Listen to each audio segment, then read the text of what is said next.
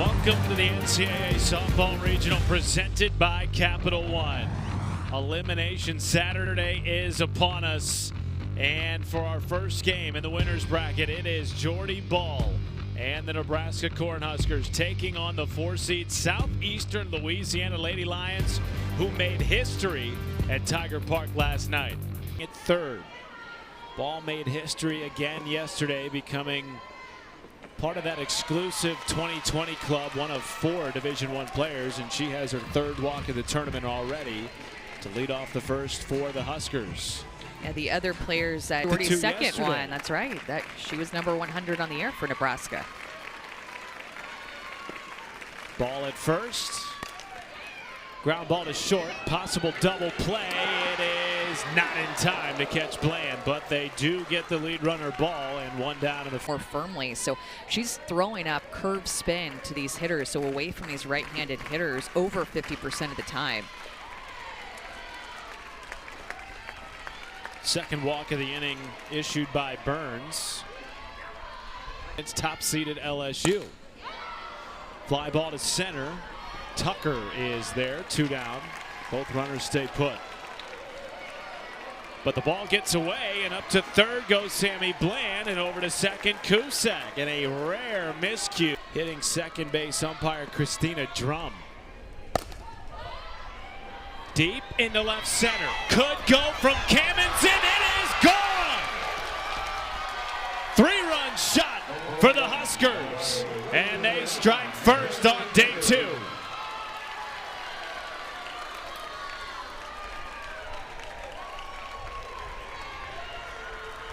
Can't stress how important this is and also how tough it is. Southeastern Louisiana has only given up 12 home runs all year, and this in Baton Rouge, this park is one of the toughest places for a left-handed hitter to hit it out, especially when they pull it. But Cammonson hits it more up the middle of the field, out of the reach of Tucker, and Nebraska scores first. Yeah, that is a big swing by the transfer Hannah Cammonson, the lefty.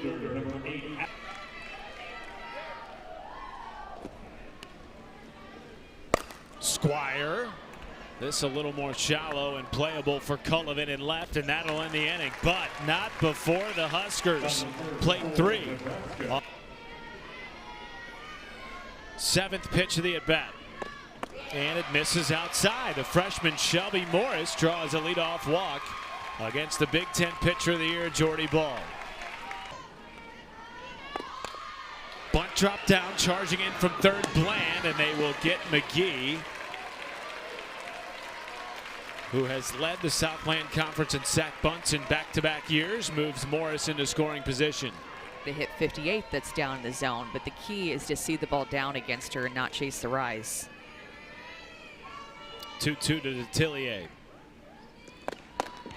She chased, 2 down. And it's just easier said than done. That rise ball in the Baton Rouge Regional, what are the odds? Lines it into left, down for a base hit. Freeman sends the runner. Here comes Morris, and Southeastern on the board as Schneider gets tagged at second base, trying to stretch into an extra base hit.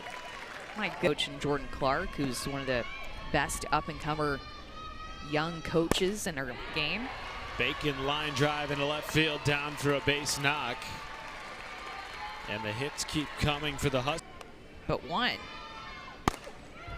Long fly ball to center. Bredwell will be caught at the track as that died a little bit in the deepest part of the ballpark, and 1 down. Bacon return. Cammonson into center. Shallow for Tucker, and instead back on it Morris. Throws it into the dugout, and up to second base will go Bacon. So now 2. Which, up to this point, they have. I mean, we're still early in this game, but that's how big that Hannah Cammonson home run is that I have a feeling moving forward, this is going to be the tactic against Jordy Ball with that big game that she had. Yeah. As tough a 2-out hitting team as you'll find. And Bland draws a 2-out walk. Loading the bases for Ava Cusack. This offense just continues to put pressure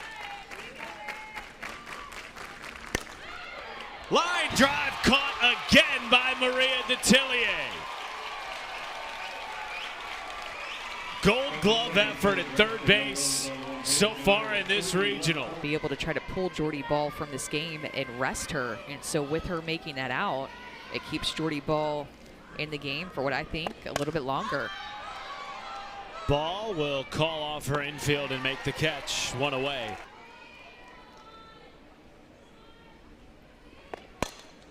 As this is hit up the middle. Soft contact, and the play is made by Laura Kamenzen, 2 down. But back pitching for the flagship program in her home state. And gets a strikeout of Cullivan. A 1-2-3 inning for the 2-time All-American. What is her childhood dream of wanting to come here to play at Nebraska? Draws a walk to start the third. For the third straight time in this game, the leadoff hitter is aboard for Nebraska.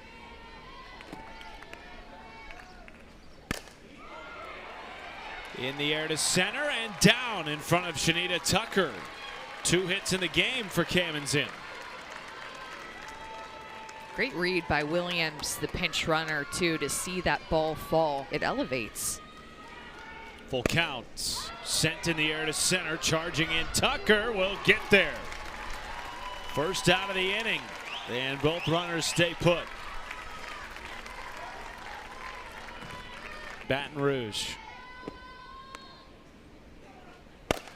In the air to center. Back on it is Tucker. It's off the wall. Williams rounding third. She will score without a throw. And Kamenzen is held up at third. RBI double for Bella Bacon makes it 4-1 Huskers. Bella Bacon has a swing that is just able to go down and get pitches. Her first hit was a pitch that was down in the zone, and then this one, she almost hits out of here. Hits the top of the wall, gets the bounce. Nebraska only able to score 1 run as they had to see if Tucker was going to catch that. Williams on time at second base. Southeast Louisiana is that. Think about if just everybody showed up to the game. We have 9 hitters. And everybody scored a run as Spreadwell takes the walk. We'd score 9 runs a game. Well, and that seems really easy, but she just wanted. Whoa, that ball got away from Lewinsky, went off her leg, and in to score from third base is Hannah Kamenzen. What a wacky turn of events on a 2-2 pitch. And sometimes this happens. I mean, this is not the first ever time that I've ever seen it happen, but as Lewinsky was coming up with her arm circle, it hit her stride leg and the ball comes out of her hand, and that's a live ball. So the runners are allowed to run on that. It's as if she pitched it to the plate. On a routine out, just hitting a relay. That's a strikeout on the inside corner and a big one to bounce back for Lewinsky, 2 down. It's what Nebraska has done a really good job at. Likely another ball coming here. She has seen 14 pitches in this game, 12 of them balls. And she loads the bases for Sammy Bland. Guys, now you have to choose which home run hitter to go up against. Bland up the middle. Snaring dive by Morris, and the flip is not in time to get Ball. Another run comes in for Nebraska as Bland delivers. Foot on the gas against a no-quit Southeastern team. Cusack delivers in the center, off the wall, and a home run. Grand slam for Nebraska.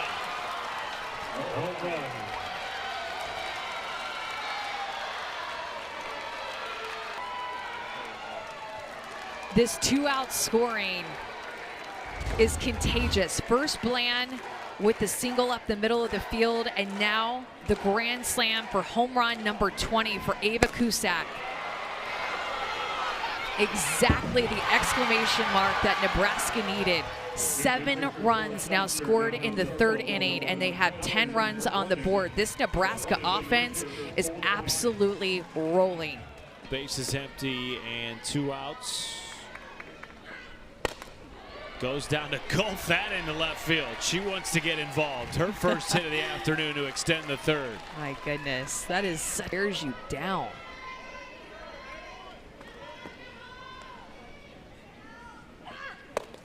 And Kamenzen goes down swinging. That ends the inning, but a big inning for Nebraska. Ball alluded to it in her post-game interview yesterday with us, as she gets a strikeout, the third of the game, for the Big Ten Pitcher of the Year. 3-1 to Tucker in the 9 spot. Misses outside and a 1-out walk.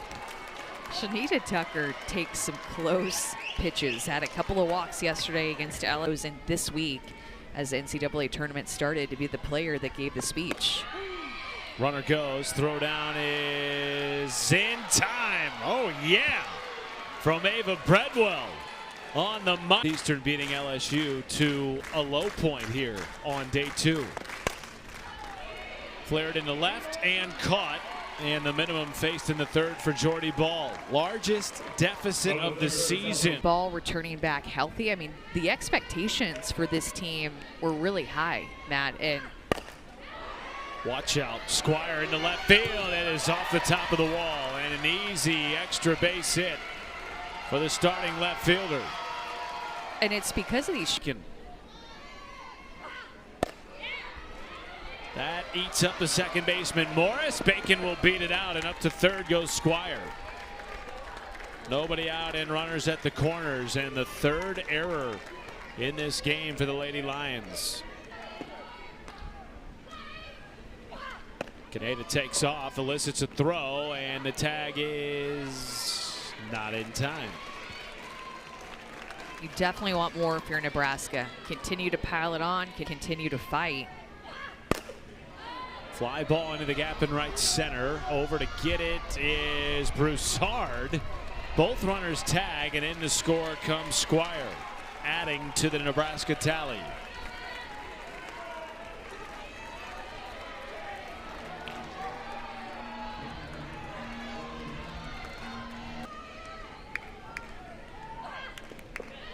That ball gets away from Schneider, and Kaneda will score without a throw.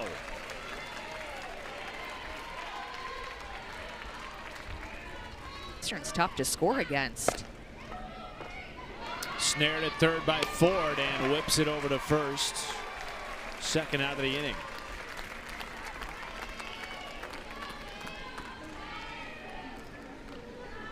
She has seen 4 strikes today, 9 in the regional. High fly ball left field. At the wall, goodbye! Third home run of the regional for Jordy Ball.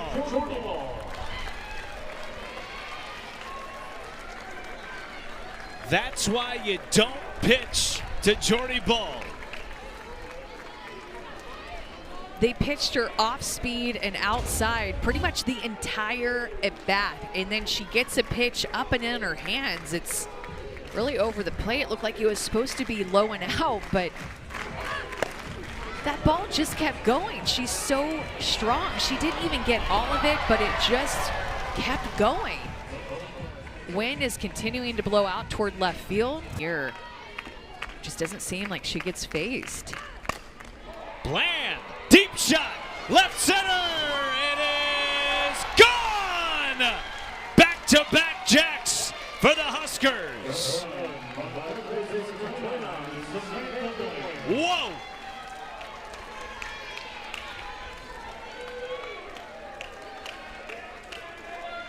Power swings left and right. Nebraska offense is just playing so freely. They're able to hit up. They're able to hit down. They're able to hit off-speed pitches. You can't get them out right now. 4 home runs in this game against a team that had only given up 12 home runs the entire season. Next weekend, where this regional is paired up with the Tennessee regional in Knoxville.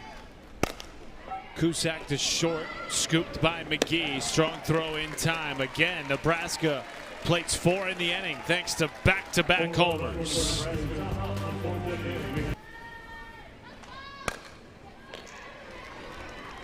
One down. Jordy will stay into the game and continue to hit.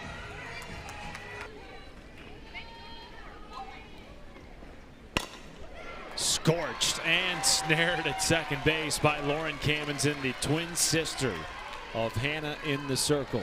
Gotta love that. There she is, Casey Hoffman out in right field.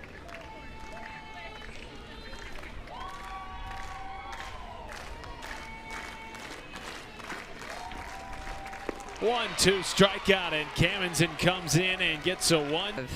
On the towel. Makes total sense to me. Oh, there they go. Ava Cusack takes him off the perch. That gets off the bag and staying put at first base.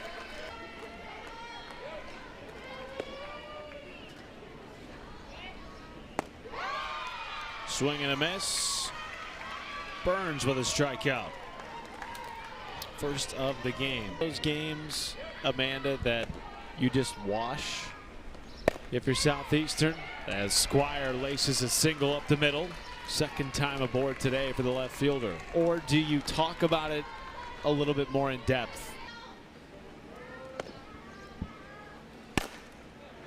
Bacon to short.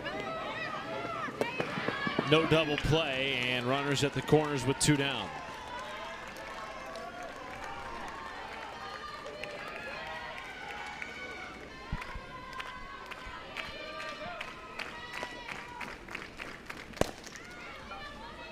Shelby Morris, a flip to the bag, and that'll end the inning. Southeastern Louisiana down to their final 3 outs, trying to avoid their first run rule loss of the season. Await the winner of UConn LSU later on today for that other spot in Sunday's regional championship. One down in the 5th. Can't say enough. Hang out in the air conditioning. Over to short. Two down in the 5th. The Women's College World Series returns to Oklahoma City. Action begins Thursday, May 29th, 12 Eastern, live on ESPN. This could end it, and indeed it will. Back-to-back run rule victories for the Cornhuskers, and they have punched the first ticket in the Baton Rouge Regional to Championship Sunday. Coach Ravel making all the right moves. This coaching staff have prepared Nebraska for this regional in so many different ways.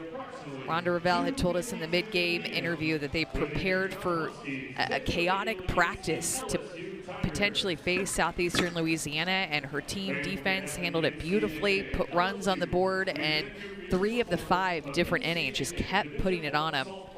Smothering offense today.